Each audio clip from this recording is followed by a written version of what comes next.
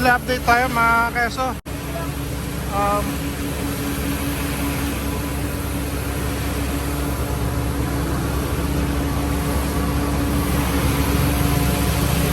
Manila update tayo mga keso.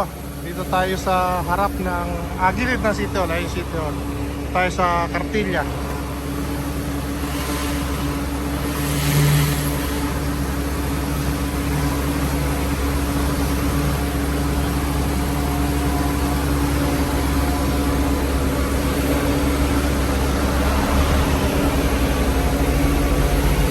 Ayan mga keso, yung poste ng ng LRT nililinis ngayon ng mga kawani ng mga City Hall. So ayun, hanggang doon mga keso, medyo maputik na kasi ito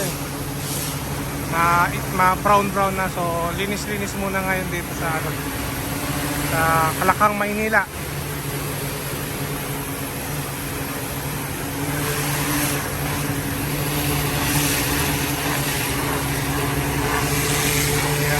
Meron din mga keso doon, no? Pinupush brush naman. After dito, doon naman. So lahat siguro ng dito, lahat ng mga pundasyon ng LRT. Yan. So, lilinisin ngayon yan.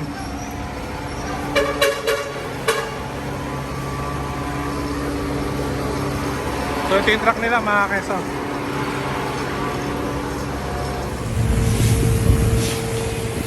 Dito naman tayo mga keso sa harap ng KKK, sa Kalakang, Maynila pa rin ito mga keso. So tuloy-tuloy pa rin ang flashing dito sa paglilinis para mapaganda ang Maynila. Yan.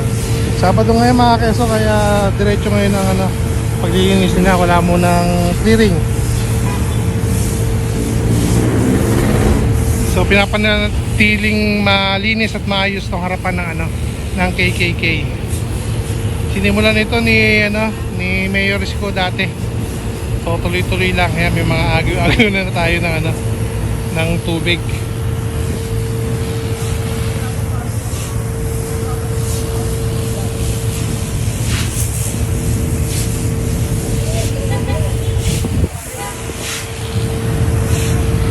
Ayan, marami na rin mga keso, mga sasakyan dito. May mga traffic enforcer naman dyan sa harapan.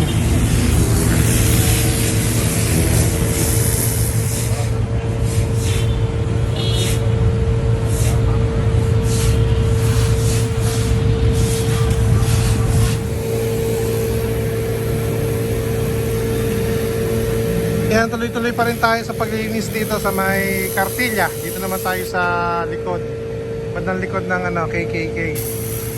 Yan, tuloy-tuloy lang din ang paglilinis dito. Ginagawa naman to every weekend or every day. I'm not sure kasi every Saturday lang ako nandito. So dire-diretso pa rin sila paglilinis dito since wala namang clearing today ngayon. So ayan yung likod ng Cartilla mga keso.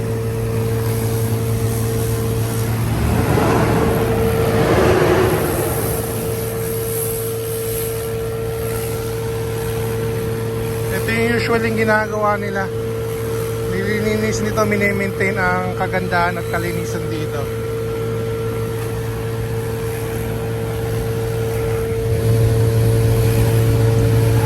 Lahat binubugahan ng tubig na may kasamang sabon para ayun, daming putik mga keso.